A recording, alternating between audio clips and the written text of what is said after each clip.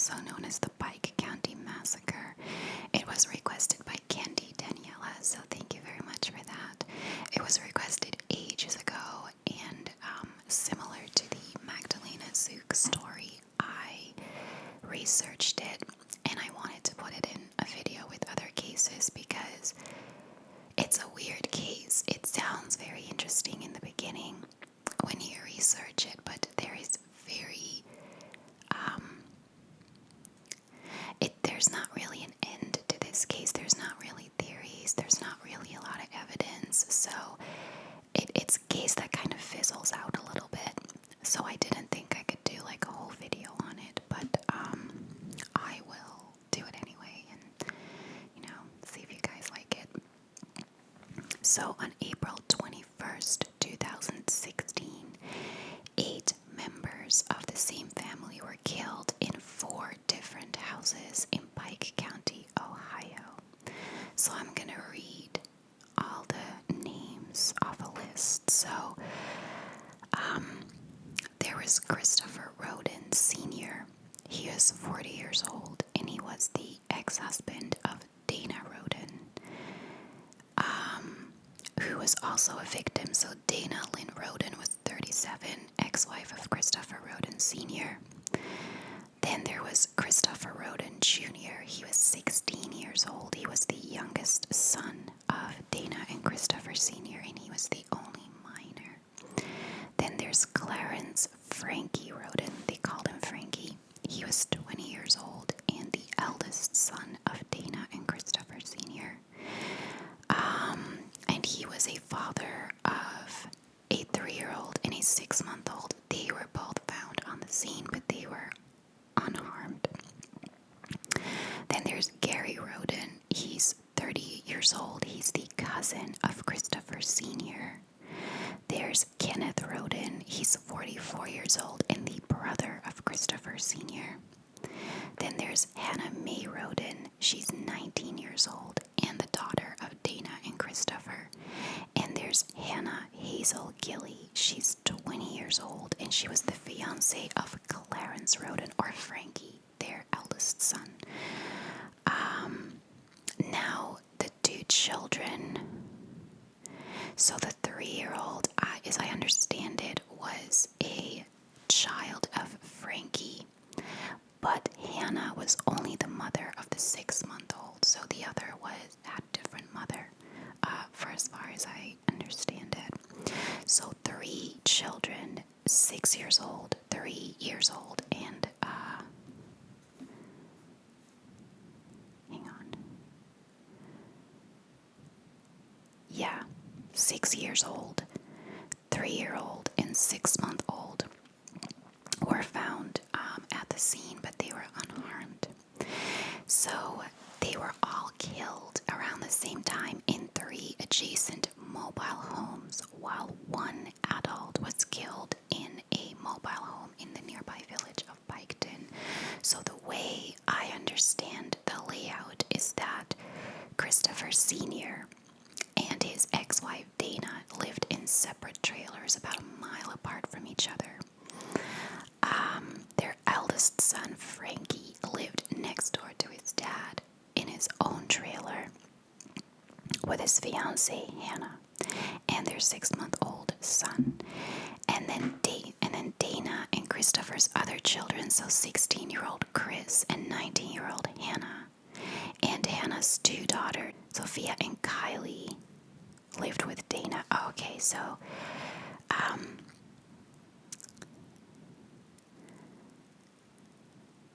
the children that were found were 3 years old, 6 months old, and 5 days old. They all lived with Dana, and then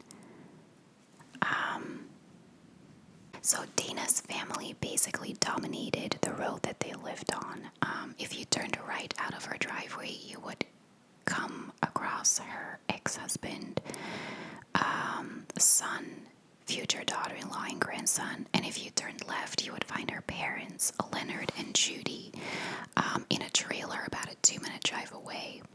And her sister Bobby lived on that road too. So basically the way I understand it is that Pike County, or at least the city of Piketon, was all trailers. It was like a trailer city, and they lived on an entire road of trailers, and it was pretty much all Dana's family. Now, 4 of the victims were shot once, twice, or 3 times. 1 person was shot 4 times. 2 people were shot 5 times. And then I believe it was Christopher Sr. got a total of 9 gunshot wounds. The bodies were discovered by Dana's sister Bobby. She had gone to the property to feed the animals. They had several animals at the property. And when she saw the dogs were loose, she found that strange because they would never just let the dogs run out loose. So she went over to Christopher Sr.'s house and found 2 bodies. So she frantically called 911 and said it looked like they had been brutally beaten and that there was a lot of blood. So she then went to her nephew Frankie's house, the eldest son who lived next door to Christopher Sr., and their 3-year-old son opened the door. She then found the bodies of Frankie and Hannah inside. Now Bobby and Dana's older brother James was with her, and then he found the bodies inside Dana's house. So after seeing the news, one of Christopher Sr.'s cousins checked in on Kenneth, who is Christopher's brother, in his house or his trailer in the village, and found his body there. So essentially, practically this whole family was killed, and they all lived next door from each other. And then there's this one guy who lived in a different part, like in the town itself, and he was also killed. So it's really bizarre. So police believe that more than one shooter may be responsible for the killings, since 2 of the crime scenes were within walking distance. A third was located a mile away, and the 4th was about 8 miles away. Investigators briefly considered the possibility of a murder-suicide, but it was discredited as none of the victims' deaths appeared to be suicides.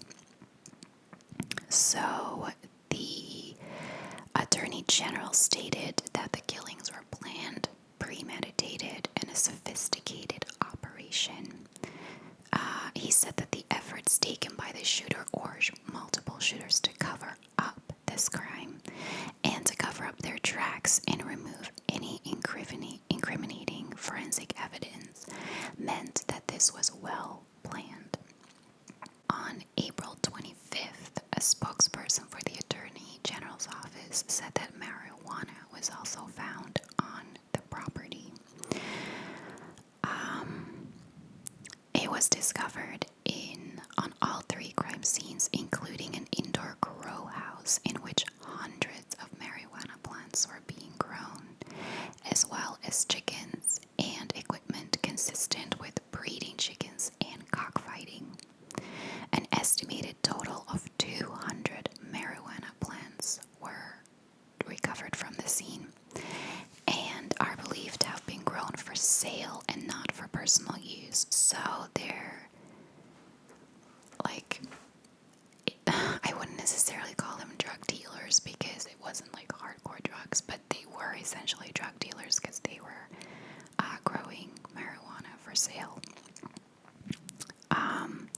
Now, it's not known if the marijuana was connected to the shootings, but investigators have confirmed the possibility of the involvement of a Mexican drug cartel, meaning they might have been involved with more than just soft drugs. The area of Pike County is very rough.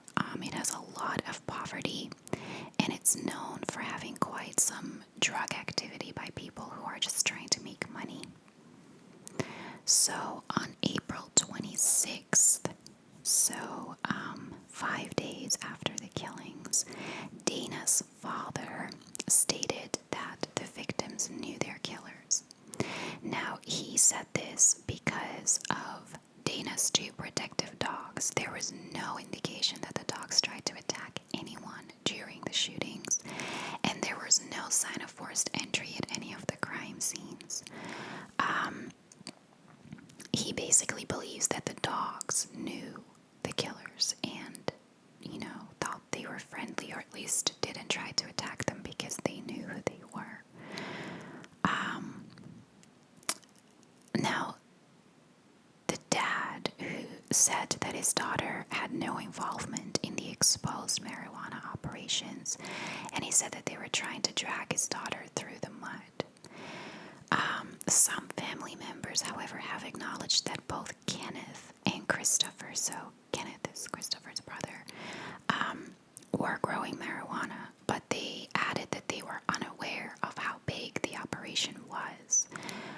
They weren't aware that they thought basically that they were just growing it for personal use, and they didn't know that they were growing such a huge amount. So police towed some of the cars on the properties, and they also towed all the mobile homes to a warehouse in Waverly, where the investigation task force had set up their command center. Now, from October to January, there were several leads that were followed up on, and over 700 tips came in, but none of them led to anything. There were similarities with a double homicide in Kentucky that happened 2 weeks before this happened, where a couple was found executed. They were also well-known drug dealers, and there were also children in the house that were left unharmed. But nothing ever came of this either. They never proved that this was related.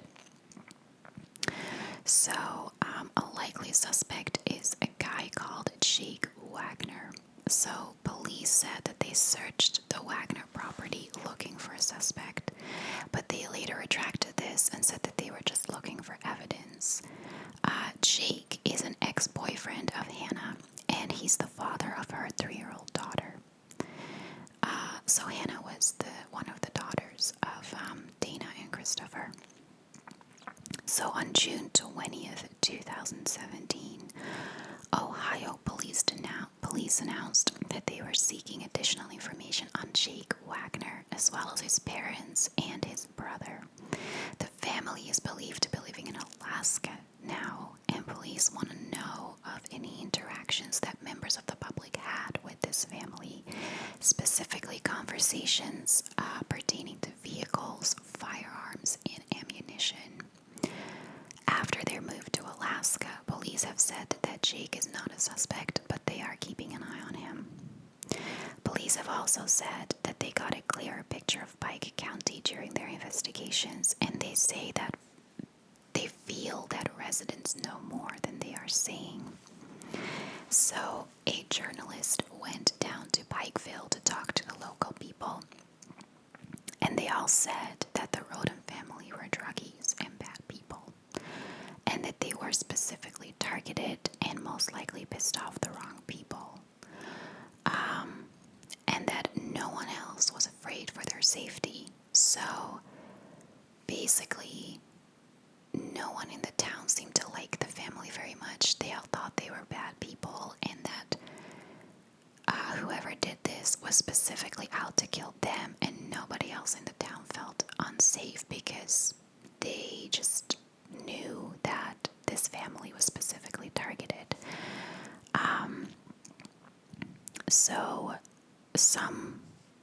there's also a rumor that Bobby, Dana's sister, was paid to kill off her entire family, but she took a polygraph test and she passed. So I have a statement from the Pike County prosecutor, Rob Young, and it says, "One of these days, if and when somebody is charged, there's a lot of things that would be public that can't be made public now. There are some things that could clear this up for you in about 2 seconds, but I really can't say anything because the investigation is still going on. To solve a case," he said, he would like to see at least 2 of 3 things: good forensic evidence, a confession, or an eyewitness. At this point, nobody has seen any of those. Nothing like that has ever been publicly released. So, based on his statement, it sounds like he has some damning evidence towards someone, but as long as the investigation is ongoing, he can't release it. Now, admittedly, I researched this case 2 months ago. I don't know if there's been an update, but since it happened in 2016, I doubt that there's suddenly an update. And that's really all I have on this case. So, I don't know if you understand my point of this case kind of just fizzles out. It's like nobody cares that these people are dead. The whole town just was like, we didn't like them. They did it to themselves, and we all feel pretty confident that it's not going to happen to us. And nobody wants to come forward with any information, so police are kind of stuck on this. They can't really investigate a lot because nobody's willing to help. So, I mean, I assume that it has something to do with drugs, but it would have to be more than just marijuana. I mean, why would you kill an entire family if only like the parents and maybe the oldest son and the uncle had something to do with it? Why kill absolutely everyone? I mean, I get, maybe to clear up witnesses, and they left the kids because they were too young to identify anyone, but I find it bizarre that they killed everyone. You would think that that is like some major drug deals going on if it's worth killing an entire family over. So, I definitely think it has something to do with that, also given, the area it happened in. But there's really